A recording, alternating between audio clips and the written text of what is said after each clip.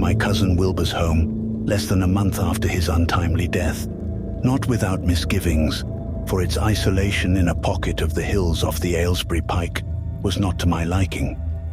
Yet I moved with a sense of fitness that this haven of my favorite cousin should have descended to me. As the old Wharton place, the house had been untenanted for many years. It had fallen into disuse after the grandson of the farmer who had built it had left the soil for the seaside city of Kingston, and my cousin had bought it from the estate of that heir, disgruntled with the meager living to be made on that sadly depleted land. It was not a calculated move, for the Akelys did nothing but by sudden impulse. Wilbur had been for many years a student of archaeology and anthropology. He had been graduated from Miskatonic University in Arkham, and immediately following his graduation had spent 3 years in Mongolia, Tibet and Xinjiang province, followed by an equal number of years divided among South and Central America and the southwestern part of the United States. He had come home to reply in person to an offer to join the staff of Miskatonic University, but instead, he had bought the old Wharton farm and set about to remodel it, tearing down all but one of the outbuildings and imposing upon the central structure an even more curious shape than it had gathered to itself in the course of the 20 decades it had been standing. Indeed, the extent of these alterations was not fully apparent to me until I myself took possession of the house. It was then that I learned that Wilbur had retained unaltered only one face of the old house, that he had completely rebuilt the front and one side, and had erected a gable room over the south wing of the ground floor. The house had originally been a low building of but one story, with a large attic, which had in its time been hung with all the impedimenta of the rural life in New England. In part, it had been constructed of logs, and some of this construction had been carefully retained by Wilbur, which was testimony to my cousin's respect for the handiwork of our forebears in this country. For the Akeley family had been in America fully 200 years when Wilbur had decided to forswear his wanderings and settle in his native milieu. The year, as I recall it, was 1921. He had lived but 3 years thereafter, so that it was 1924, on April 16th, that I took possession of the house in accordance with the terms of his will. The house was still very much as he left it, an anomaly in the New England landscape, for, though it still bore the marks of its ancestry in its stone foundations and the logs of its substructure, as well as in the square stone chimney which rose from its fireplaces, it had been so much altered as to seem a product of several generations. Though the majority of these alterations had apparently been made to contribute to Wilbur's comfort, there was one change which had baffled me at the time that Wilbur had made it, and for which he never offered any explanation. This was the installation in the south wall of his gable room of a great round window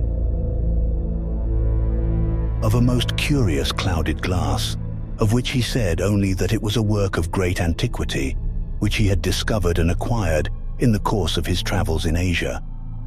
He referred to it at one time as the glass from Leng, and at another as possibly Gideon in origin, neither of which enlightened me in the slightest, though to tell the truth, I was not sufficiently interested in my cousin's vagaries to press inquiries.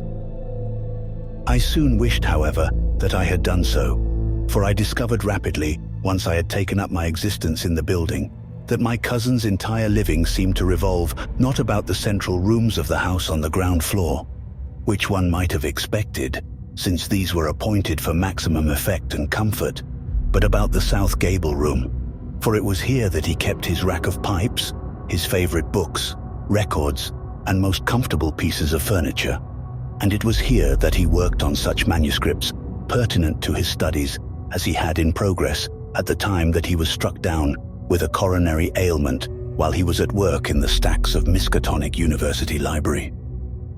That some adjustment between what had been his regimen and what was mine would have to be made, I knew, and it must be made in my favor. It seemed therefore that the first order of business was a restoration of the rightful way of existence in the house, a resumption of life on the ground floor, for to tell the truth, I found myself from the beginning curiously repelled by the Gable room, in part certainly because it reminded me so strongly of the living presence of my dead cousin, who could never again occupy his favorite corner of the house. In part also because the room was to me unnaturally alien and seemed cold to me, holding me off as by some physical force I could not understand, though this was surely consistent with my attitude about the room, for I could understand it no more than I ever really understood my cousin Wilbur. The alteration I wished to bring about, however, was not as easily accomplished as I had hoped it might be, for I was soon aware that my cousin's old den cast an aura over the entire house. There are those who hold that houses inevitably assume something of the character of their owners. If the old house had worn any of the characteristics of the Whartons, who had lived in it for so long, it was certain that my cousin had effectively obliterated them when he remodeled the house. For now, it seemed often literally to speak of Wilbur Akeley's presence. It was not often an obtrusive feeling, only rather an uneasy conviction I experienced of being no longer alone, or of being watched under some scrutiny, the source of which was not known to me. Perhaps it was the very isolation of the house which was responsible for this fancy, but it came to seem to me that my cousin's favorite room was like something alive, waiting on his return, like an animal unaware that death had intervened and the master for whom it waited would not again come back. Perhaps because of this obsession, I gave the room more attention than in fact it deserved. I had removed from it certain articles, such as a very comfortable lounging chair, but I was curiously impelled to bring them back, out of compulsions which arose from different and often conflicting convictions. The fancy that this chair, for instance, which at first proved to be so comfortable, was made for someone of a different shape from my own, and thus was uncomfortable to my person, or the belief that the light was not as good downstairs as above, which was responsible for my returning to the Gable room, the books I had removed from it. The fact was, undeniably, that the character of the Gable room was subtly at variance with that of the remainder of the house. My cousin's home was in every way prosaic enough, except for that one room in the south gable. The ground floor of the house was filled with creature comforts, but gave little evidence of having been extensively used, save for that room given over to the preparation of food. In contrast, the Gable room, while also comfortable, was comfortable in a different way, difficult to explicate. It was as if the room, manifestly a den built by one man for his use, had been used by many different kinds of people, each of whom left something of himself within these walls, without, however, any identifying mark. Yet I knew that my cousin had lived the life of a recluse, save for his journeys to the Miskatonic at Arkham and the Widener Library in Boston.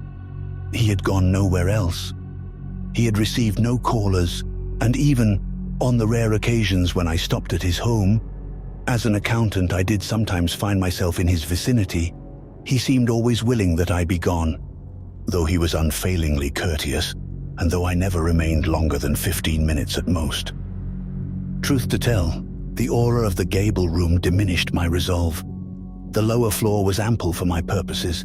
It afforded me a commodious home, and it was easy to put the Gable room and the alterations I hoped to make in it out of my mind, to defer and postpone it until it came to seem too minor a matter to trouble about. Moreover, I was still frequently away for days and nights at a time, and there was nothing pressing I needed to do about the house. My cousin's will had been probated, the estate had been settled, and no one challenged my possession. All might have been well, for with my resolve put by, I was much less aware of my unfinished plans for the Gable room, had it not been for the succession of little incidents which occurred to disturb me. These were of no consequence at first. They began as tiny, almost unnoticed things. I believe that the first of them took place when I had been in possession scarcely a month, and it was such an infinitesimal thing that it did not occur to me to connect it to the later events I experienced until many weeks had gone by. It happened one night when I sat reading before my fireplace in the ground floor living room, and it was surely nothing more, I was certain, than a cat or some similar animal scratching at the door to be let in. Yet it was so distinct that I got up and made the rounds, from the front door to the back, and even to a little side door, which was a relic of the oldest part of the house, but I could find neither cat nor trace of one. The animal had vanished into the darkness. I called to it several times, but it neither replied nor made any other sound. Yet I had no sooner seated myself again before the scratching began anew.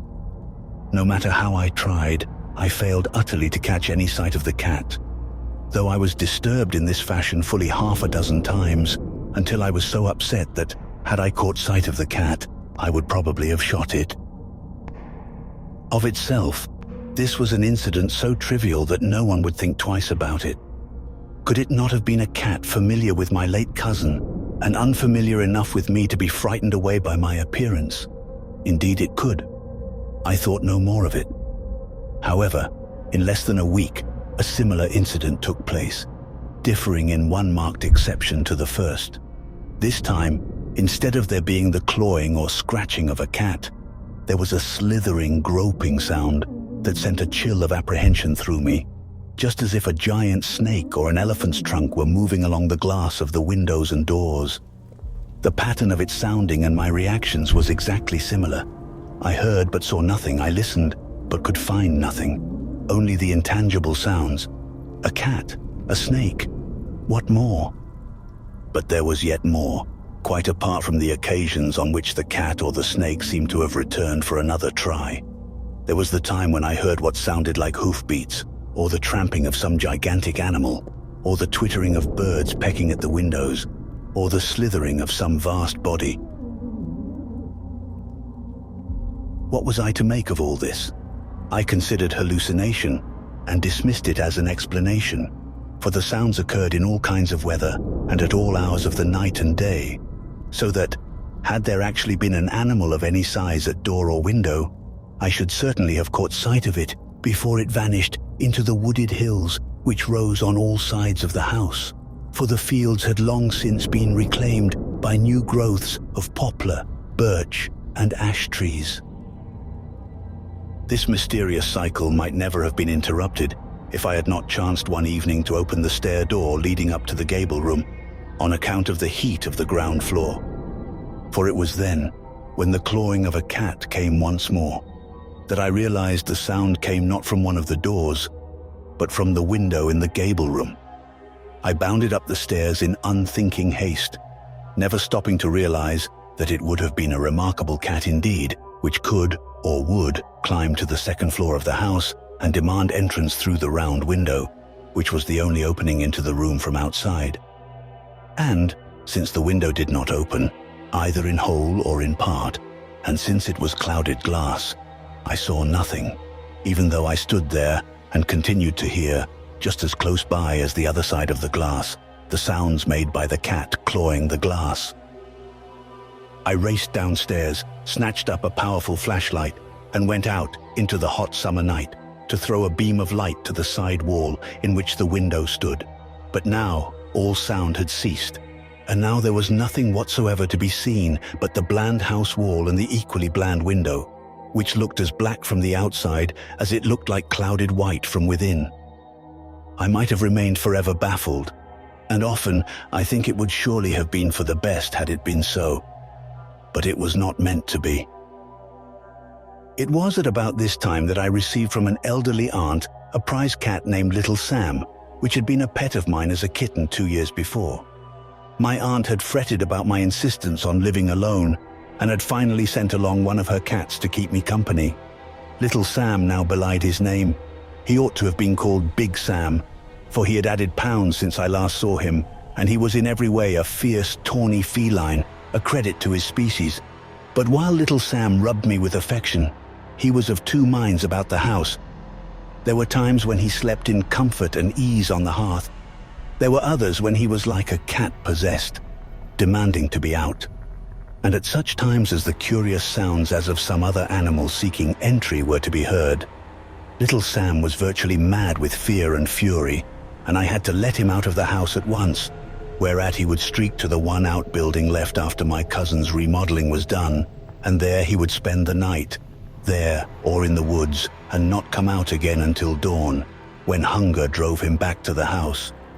and into the Gable room he absolutely refused to set foot.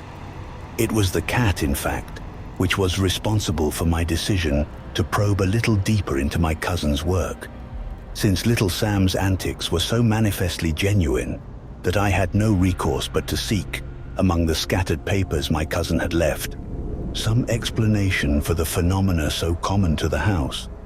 Almost at once I came upon an unfinished letter in the drawer of a desk in one of the downstairs rooms.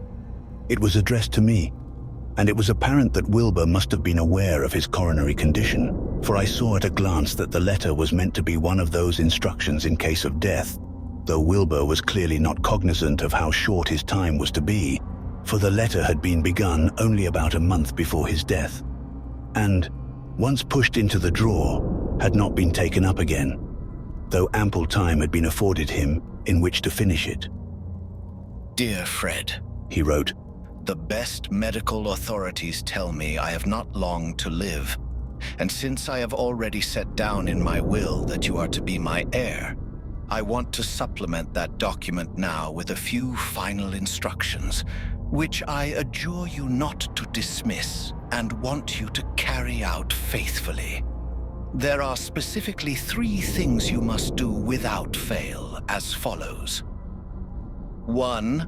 All my papers in drawers A, B, and C of my filing cabinet are to be destroyed. 2. All books on shelves H, I, J, and K are to be turned over to the library of Miskatonic University at Arkham. 3. The round glass window in the Gable room upstairs is to be broken. It is not to be simply removed and disposed of elsewhere, but it must be shattered. You must accept my decision that these things must be done, or you may ultimately be responsible for loosing a terrible scourge upon the world. I shall say no more of this, for there are other matters of which I wish to write here while I am still able to do so. One of these is the question." But here my cousin had been interrupted and left his letter. What was I to make of these strange instructions? I could understand that his books ought to go to the Miskatonic Library, since I had no especial interest in them. But why destroy his papers? Should they not also go there? And as for the glass, its destruction was surely a piece of wanton folly, since it would entail a new window and thus additional expense. This fragment of a letter had the unfortunate effect of whetting my curiosity even farther, and I determined to look into his things with more attention. That very evening I began with the books on the designated shelves, which were all in the South Gable room upstairs. My cousin's interest in archaeological and anthropological subjects was clearly reflected in his choice of books, for he possessed many texts related to the civilizations of the Polynesians, the Easter Islanders, the Mongolians, and various primitive peoples, as well as books about the migrations of peoples and the cult and myth patterns of primitive religions. These, however, were but a prelude to his shelves of books designated for disposal to the university library, for some of these appeared to be fabulously old, so old, in fact, that they bore no dates, and must have descended, to judge from their appearance and their written characters, from medieval times. The more recent ones among them, and none of these dated beyond 1850, had been assembled from various places. Some had belonged to our father's cousin, Henry Akeley of Vermont, who had sent them down to Wilbur. Some bore the ownership stamps of the Bibliothèque Nationale of Paris, suggesting that Wilbur had not been above abstracting them from the shelves. These books were in various languages. They bore titles such as Panacotic manuscripts, the Relia text, the Unaussprechlichen Kulten von Junst, the Book of Ibon, the Diowol chants, the 7 cryptical books of San, Ludwig Prinz de Vermis Mysteriis, the Soleno fragments, the Cultes des Goules of the Comte Derleth, the Book of Gideon, a photostat copy of the Necronomicon by an Arabian, Abdul al-Hazred, and many others, some of them apparently in manuscript form. I confess that these books baffled me, for they were filled, such of them as I could read, with an incredible lore of myths and legends, related beyond question to the ancient primitive religious beliefs of the race. And, if I could read it correctly, of other and alien races as well. Of course, I could not hope to do justice to the Latin, French, and German texts. It was difficult enough to read the Old English of some of the manuscripts and books.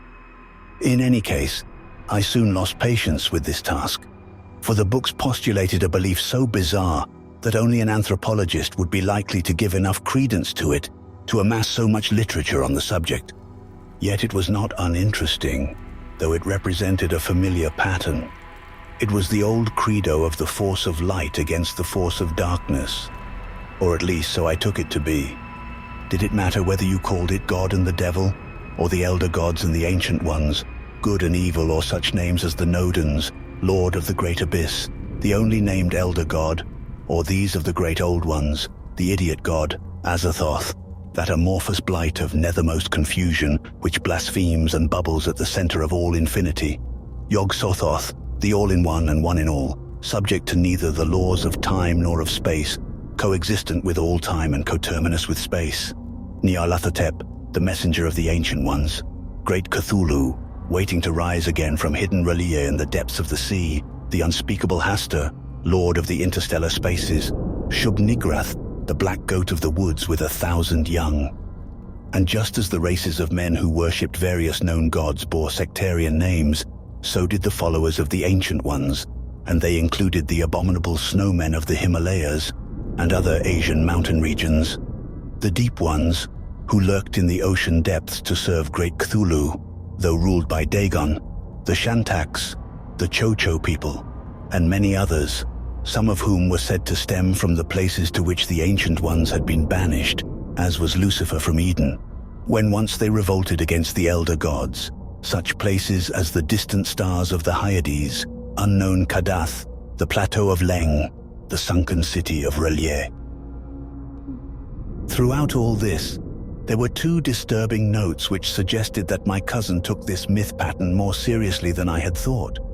The repeated reference to the Hyades, for instance, reminded me that Wilbur had spoken of the glass in the Gable window as possibly Hyadian in origin. Even more specifically, he had referred to it as the glass from Leng.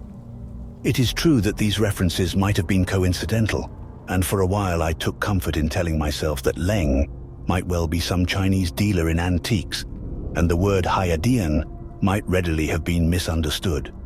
Yet this was a mere pretense on my part, for there was indeed everything to show that Wilbur had had more than a passing interest in this utterly alien mythos. If his possession of the books and manuscripts themselves were not enough, his notes left me in no doubt whatsoever. For there were in his notes far more than strange references, which I found oddly disturbing. There were crude yet effective drawings of shockingly outre settings and alien creatures, such beings as I could never, in my wildest dreams, have conceived. Indeed, for the most part, the creatures beggared description. They were winged bat-like beings of the size of a man.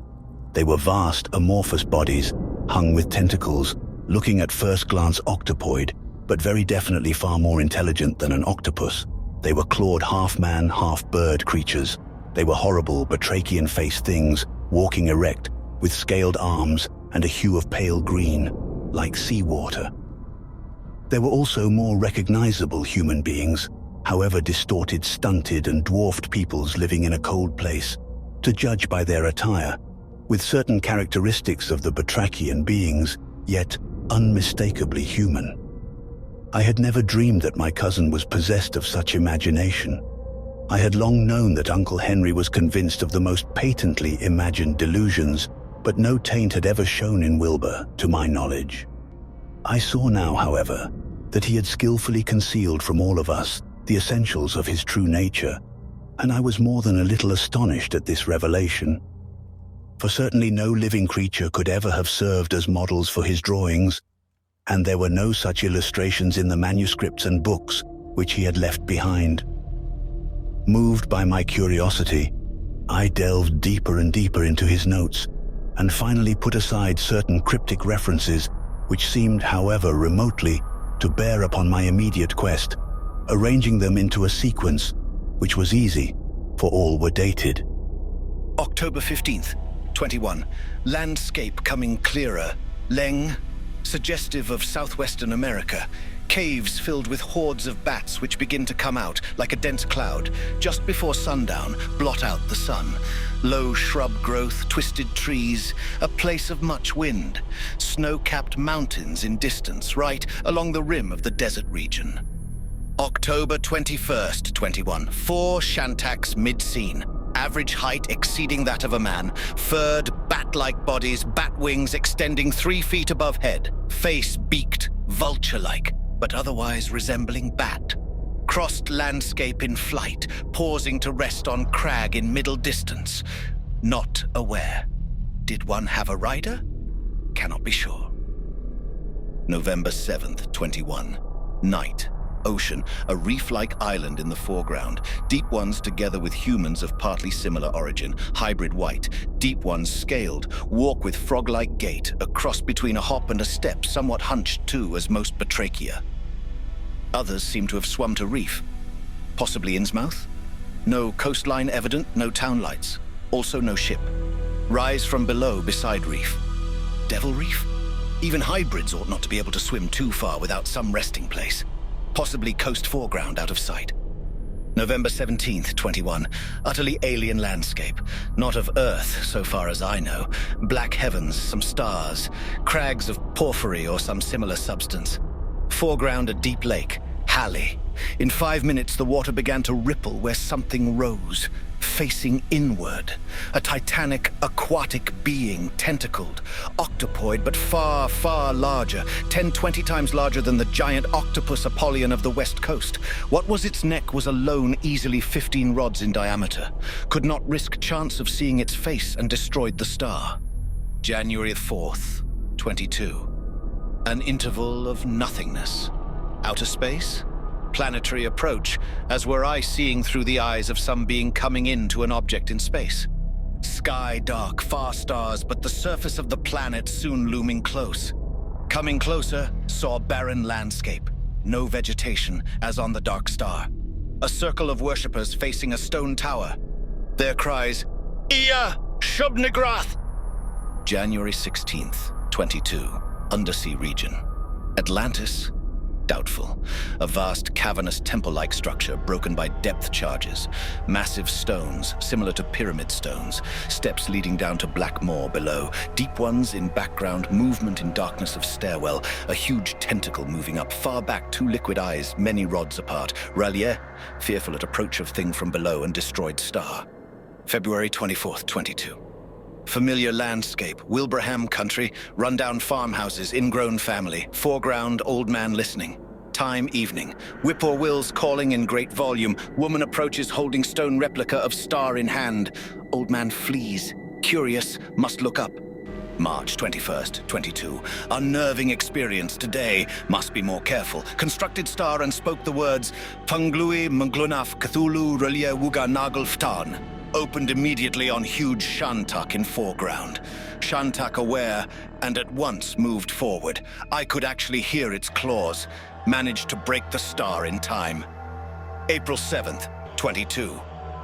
I know now they will actually come through if I am not careful. Today the Tibetan landscape and the abominable snowmen. Another attempt made. But what of their masters? If the servants make the attempt to transcend time and space, what of great Cthulhu, Hastur, Shubnigrath? I intend to abstain for a while. Shock profound. Nor did he again turn to whatever had been his odd pursuit until early the next year, or at least so his notes indicate. An abstention from his obsessive preoccupation followed once more with a period of brief indulgence. His first entry was just short of a year later. February 7th, 23. There seems now no doubt but that there is a general awareness of the door. Very risky to look in at all. Safe only when landscape is clear. And since one never knows upon what scene the eye will turn, the risk is all the more grave. Yet I hesitate to seal the opening. I constructed the star as usual, spoke the words, and waited. For a while I saw only the familiar southwestern American landscape. At the hour of evening, bats, owls, night-prowling kangaroo rats, and wildcats. Then out of one of the caves came a sand dweller, rough-skinned, large-eyed, large-eared, with a horrible, distorted resemblance to the koala bear facially, though his body had an appearance of emaciation. He shambled toward the foreground, manifestly eager. Is it possible that the door makes this side as visible to them as they are to me? When I saw that he was heading straight for me, I destroyed the star. All vanished as usual. But later, the house filled with bats, 27 of them. I am no believer in mere coincidence. There occurred now another hiatus, during which my cousin wrote cryptic notes without reference to his visions, or to the mysterious star of which he had written so often. I could not doubt that he was the victim of hallucinations inspired, no doubt, by his intensive study of the material in the books he had assembled from all corners of the world. These paragraphs were in the nature of substantiation, though they were in essence an attempt to rationalize what he had seen. They were interspersed with newspaper clippings, which my cousin obviously sought to relate to the myth pattern to which he was so devoted. Accounts of strange happenings, unknown objects in the heavens, mysterious disappearances into space, curious revelations regarding hidden cults, and the like. It was painfully patent that Wilbur had come to believe intensely in certain facets of the ancient primitive credos, particularly that there were contemporary survivals of the hellish Ancient Ones and their worshippers and followers. And it was this, more than anything else, that he was trying to prove. It was as if he had taken the writings printed or written in the old books he possessed, and accepting them for literal truth, was trying to adduce the weight of evidence from his own time to add to that from the past. It was true, there was a disturbing element of similarity between the ancient accounts and many of those my cousin had managed to find, but these were doubtless capable of being explained as coincidence. Cogent as they were, I reproduced none of them before sending them to Miskatonic Library for the Akeley collection. But I remember them vividly, and all the more so in the light of that unforgettable climax to my somewhat aimless inquiry into my cousin Wilbur's preoccupation. I would never have known about the star if it had not been accidentally brought to my attention. My cousin had written repeatedly about making, breaking, constructing, and destroying the star as a necessary adjunct to his illusions, but this reference was utterly meaningless to me, and would perhaps have remained so had I not chanced to see in the slanting light across the floor of the Gable room the faint marks which seemed to outline a five-pointed star. This had been invisible before, because it had been covered by a large rug, but the rug had got moved in the course of my packing the books and papers to be taken to Miskatonic University Library, and thus my sight of the markings was an accident. Even then it did not dawn upon me that these markings represented a star. Not until I finished my work with the books and papers and could push back the rug from the entire center of the floor did the whole design present itself. I saw then that it was a star of 5 points, decorated with various ornamental designs, the whole of sufficient size to permit its being drawn from within it. This then, I knew at once, was the explanation for a box of chalk, for which I had previously found no reason for being in my cousin's favorite room. Pushing books, papers, and all else out of the way, I went for the chalk and set about faithfully copying the star design and all the decorations within the star. It was clearly meant for some kind of Kabbalistic drawing, and it was equally evident that the performer was required to sit within its outlines. So, having completed the drawing in accordance with the impress left by frequent reconstructions, I sat within the design. Quite possibly I expected something to happen, though I was still puzzled by my cousin's references in his notes as to the breaking of the design each time he thought himself menaced. For, as I recalled rituals, it was the breaking of such designs which brought about the danger of psychic invasion. However, nothing whatsoever took place, and it was not until several minutes had passed that I remembered the words. I had copied them, and now I rose to find my copy, and finding it, returned with it to the star, and gravely spoke the words, Funglui Mangluanaf Cthulhu Reliewuga Nagelftan. Instantly, a most extraordinary phenomenon took place. I was seated, facing the round window of clouded glass in the south wall, so that I saw everything that happened. The cloudiness vanished from the glass, and I found myself, to my astonishment, looking upon a sun-baked landscape. Though the hour was night, a few minutes past 9 o'clock of a late summer evening in the state of Massachusetts, yet the landscape which appeared through the glass was one which could not have been found anywhere in New England. An arid country, a land of sandy rocks, of desert vegetation, which was spare, of caverns, and in the background of snow-capped mountains, just such a landscape as had been described more than once in my cousin's cryptic notes. Upon this landscape I gazed in the utmost fascination, my mind in turmoil.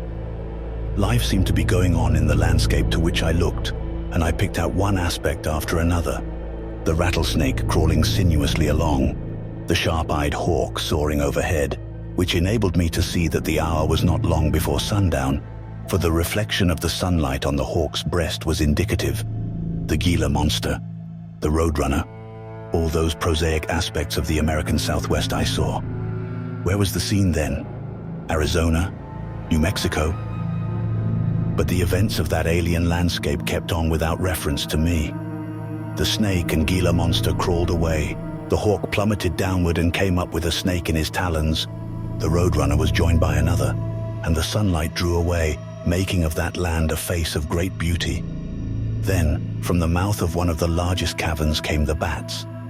They came flowing from that black moor by the thousands in an endless stream, and it seemed to me that I could hear their chittering. How long it took for them to fly out into the gathering twilight, I do not know. They had hardly gone before something more made its appearance, a kind of human being, rough of skin, as if the desert sand had been encrusted upon the surface of his body, with abnormally large eyes and ears. He seemed to be emaciated, with ribs showing through his skin, but what was particularly repellent was the look of his face, for he resembled an Australian toy bear called the koala. And at this, I remembered what my cousin had called these people, for there were others following that first, some of them female. Sand dwellers.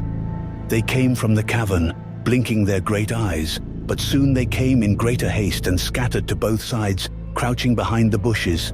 Then, little by little, an incredible monster made its appearance. At first a probing tentacle, then another, and presently half a dozen cautiously exploring the cave's mouth. And then, from out of the darkness of the cavern's well, an eldritch head showed dimly. Then, as it thrust forth, I almost screamed aloud in horror, for the face was a ghastly travesty on everything civilized. It rose from a necklace body which was a mass of jelly-like flesh, rubbery to the eye, and the tentacles which adorned it took rise from that area of the creature's body, which was either its lower jaw or what passed for a neck. Moreover, the thing had intelligent perception, for from the first it seemed to be aware of me. It came sprawling out of the cavern, its eyes fixed upon me, and then began to move with unbelievable rapidity toward the window over that rapidly darkening landscape. I suppose I had no real concept of the danger in which I sat, for I watched with rapt attention, and only when the thing was blotting out all the landscape, when its tentacles were reaching toward the gable window and through it, that I recognized the paralysis of fright. Through it. Was this then the ultimate illusion? I remember breaking through the icy fear which held me long enough to pull off a shoe and hurl it with all my might at the glass, and at the same time recalled my cousin's frequent references to breaking the star. So I slouched forward and wiped part of the design into oblivion. Even as I heard the sound of shattering glass, I slipped into merciful darkness. I know now what my cousin knew. If only I had not waited quite so long, I might have been spared that knowledge. I might have continued able to believe in illusion, in hallucination.